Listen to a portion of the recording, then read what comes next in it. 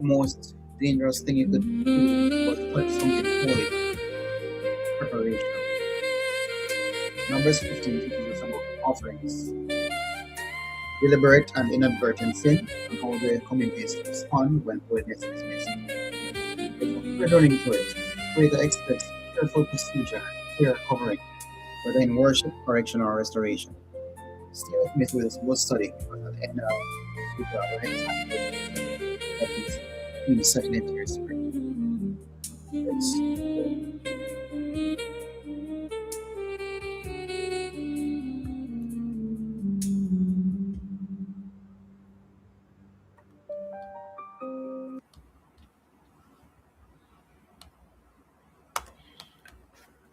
So, for welcome to AsahxMusic Torah Studio, where we worship with sax and walk in Torah.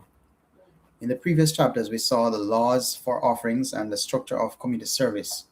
Now, Numbers 15 moves from a ritual detail to more clarity.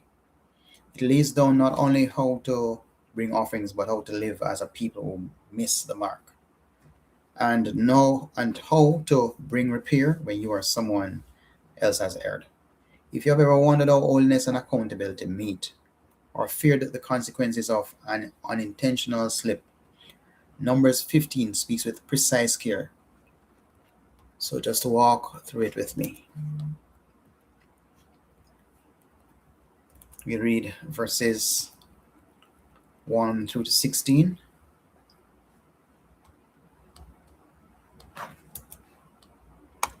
And the Creator spoke to Moshe, saying, Speak to the children of Israel, and say to them, When you have come into the land of your dwellings, which I am giving you, and you make an offering by fire to the Creator, an ascending offering or a slaughtering, to accomplish a vow or a voluntary offering, or in your appointed times to make a sweet fragrance to the Creator, from the herd or the flock, then he who brings near his offering to the Creator shall bring near a grain offering of 1/10 of an ephah of fine flour mixed with 1/4 of a hin of oil, and 1/4 of a hin of wine as a drink offering. You prepare with the ascending offering or the slaughtering for each lamb.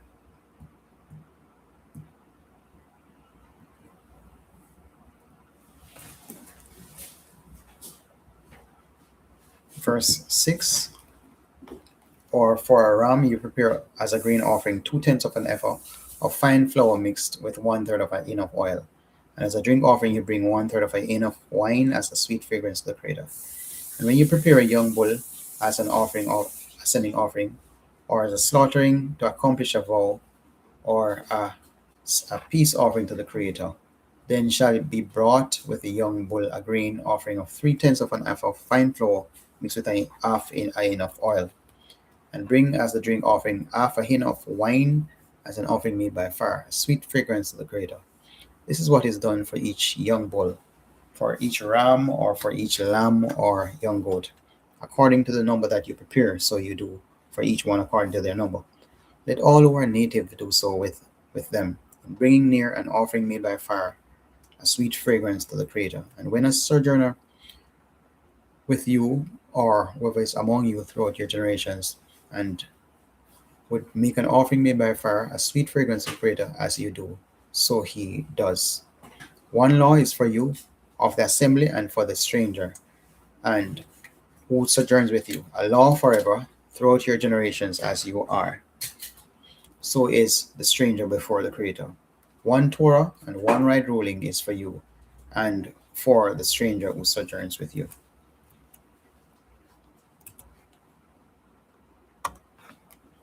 So, having read that, we see mention of general offerings and grain offerings. The Creator told Moshe, when you bring an offering, this is how it's to be done. These are the accompanying details that make the offering complete. And this instruction applies both to the Israelite and the stranger. The law of offering and accompanying portion is the same for the resident and the newcomer. The community's worship is precise and inclusive, down to the small measures and the mixing of oil and wine. The text insists that the offerings are to be presented with their prescribed complements, grain, oil, and wine, and that these rules apply universally in the camp. Worship is not usual. It requires careful, ordered preparation. Imagine bringing an offering but omitting the prescribed grain cake or pouring the wrong measure of wine. Creator's system has been set up with specifications. The omission of variation or variation undercuts the integrity of the act. The covering here is this prescribed accompaniment that completes the offering and protects its acceptability. In our worship and our work, small details matter: the coverings, the complements, the protocols that make an act whole. Don't rush an offering or a responsibility. Ensure the required preparations and supports are present. Preparation protects both the act and the actor. So we must put much very effort into whatever we propose to do. And there's a deeper meaning. The requirement that the stranger follow the same rules reminds us that holiness's safeguards are not insider privileges, but community norms. The coverings and complements from a shared language of reverence that preserves the sacred across differences. Numbers 15 shows that offerings require prescribed complements, the coverings of grain, oil, and wine, so your worship is whole and safe to present. We're going to look at a statute for the community from verses 17 onwards. The Creator in these verses 17 to 21 speaks to Moshe. Tell the congregation to make a tassel on the corners of their garments and attach a blue cord, so that when they see, if they remember all the commandments and do not follow after their own heart and eyes, the instruction is given as a statute forever for Israel, including the sojourner. The tassel functions both as a reminder and as a covering sign, a visible token that protects the community from drifting into presumptuous behavior. Let's look at these verses more in depth. 17. And the Creator spoke to Moses, saying, Speak to the children of Israel and say to them, When you come into the land which I bring you, then it shall be when you eat of the bread of the land that you present a contribution to the Creator. Present a cake of the first of your dough as a contribution. As a contribution of the threshing floor you present it. Of the first of your dough you are to give to the Creator a contribution throughout your generations. So the instructions are there, and what we note is that, for example, the coverings that we use, Tzitzit, it's built in. It's a wearable reminder, a persistent covering that keeps the wearer mindful of boundaries. The statute is permanent and public. It's a communal safeguard, not a private musing. Picture the Levite or the traveler adjusting their cloak and seeing the blue thread. And that sight shaping the next choice, a pause before impulse. The Tzitzit are small, but their presence redirects conduct away from presumption. It's good for us to create and keep visible safeguards in our lives. Rituals, reminders, and physical cues that make holiness accessible and restraint easy. These coverings help you carry your responsibility faithfully rather than stumbling into what is forbidden. The statute links memory and obedience. A visible covering, like the tassel, disciplines the heart. When the external prompts internal reverence, the community remains protected from casual violation. The Creator gives the Tzitzit, a public covering that turns sight into a safeguard, so the people remember and do not presume. Let's read on from verses 22 to 31. It says, And when you sin by mistake and do not do all these commands which the Creator has spoken to Moshe, all that the Creator has spoken by you, by the hand of Moshe, from the day the Creator gave command and onward throughout your generations. Then it shall be, if it is done by mistake, without the knowledge of the great congregation, that all the congregation shall prepare one young bull as an ascending offering, as a sweet fragrance to the Creator with its grain offering and its drink offering, according to the right ruling, one male goat as a sin offering. And then verse 25 says, Then the priest shall make atonement for all the congregation of the children of Israel, and it shall be forgiven them, for it was by mistake, and they shall bring their offering, an offering made by fire to the Creator, and their sin offering before the Creator for their mistake. And it shall be forgiven all the congregation of the children of Israel, and the stranger who sojourns in their midst, because all the people did it by mistake.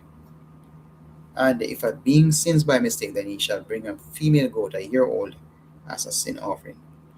And the priest shall make atonement for the being who strays by mistake, when he sins by mistake before the Creator, to make atonement for him, and it shall be forgiven him.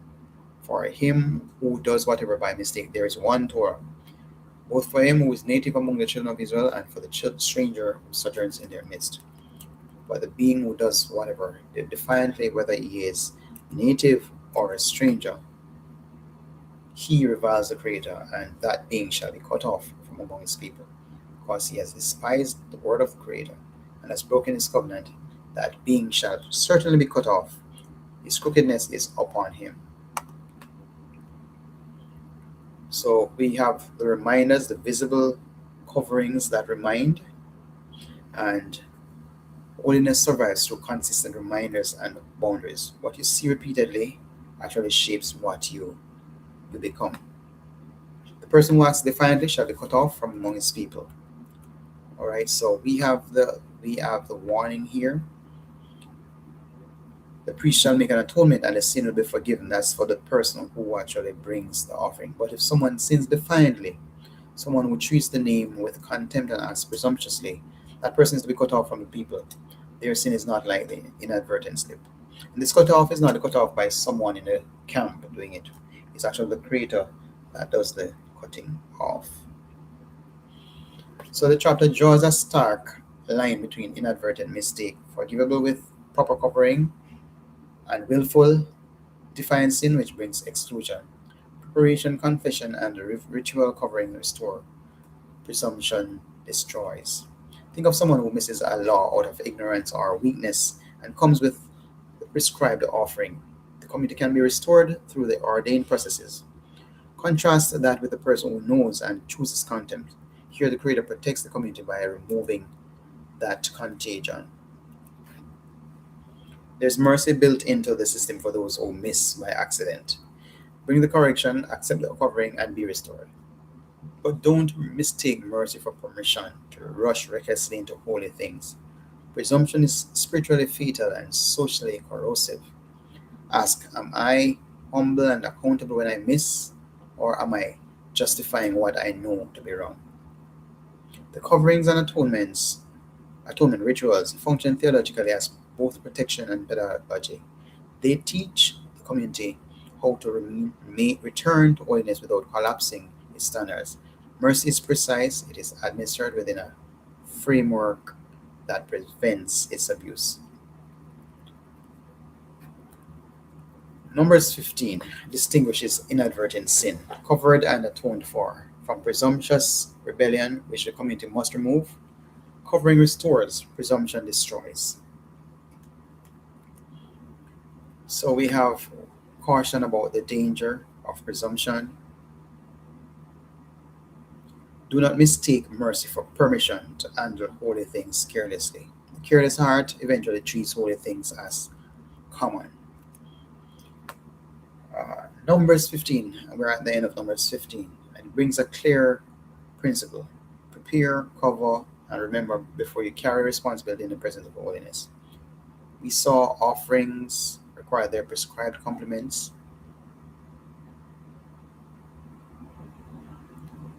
We also saw the Tzitzit serve as a public covering that reminds us to obey, and the law differentiates inadvertent sin, which is covered and atoned, from presumptuous rebellion, which brings community and is cut off.